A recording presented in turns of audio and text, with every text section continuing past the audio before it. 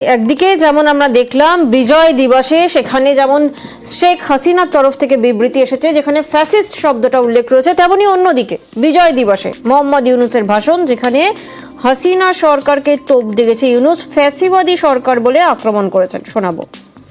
ফ্যাসিবাদী সরকার দেশের অর্থনীতিকে ভেঙে দিয়ে গেছে, এটা সবাই বুঝতে পারছিল, কিন্তু অর্থনীতিকে কি পরিমাণ ধ্বংসস্তূপে পরিণত করে দিয়ে গেছে তার পরিমাপ সম্বন্ধে কোনো ধারণা করতে পারছিল না। শ্বেতপত্র প্রণয়ন কমিটি হিসেব নিকেশ করে এর পরিমাণ বের করে দিয়েছে। দিন দুপুরে সকলের সামনে থেকে হাজার হাজার কোটি টাকা ব্যাংক থেকে পাচার করে নিয়ে গেছে।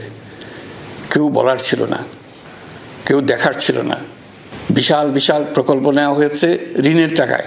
দেশে এমন ধরনের পোষ্যতোষী পুঁজিবাদ তৈরি করা হয়েছিল যার সুবিধাভোগী ছিল স্বৈরাচার ও তার সহযোগীরা। পাচার করা এই টাকা আপনাদেরই টাকা। তারা প্রকাশ্যে আপনাদের কষ্টার্জিত টাকা লুট করে বিদেশে ভোগবিলাসে ব্যয় করছে।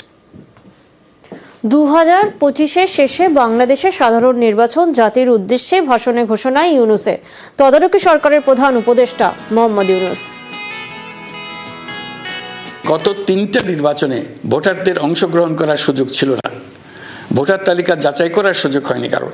গত 15 বছরে যারা ভোটার হওয়ার যোগ্য হয়েছে তাদের সবার নাম ভোটার তালিকায় তোলা নিশ্চিত করতে হবে। নির্বাচন কমিশন এবং সকল সামাজিক প্রতিষ্ঠান ও রাজনৈতিক দলের প্রতি আমার আহ্বান, সবাই মিলে আমরা যেন ওই লক্ষ্য অর্জনে নানা প্রকার সৃজনশীল কর্মসূচি গ্রহণ করি।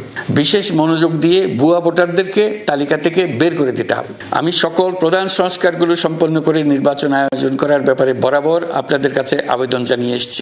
মোটা দাগে বলা যায় 2025 সালের শেষ দিক থেকে 2026 সালের প্রথমার্ধের মধ্যে নির্বাচনের সময় নির্ধারণ করা যায়।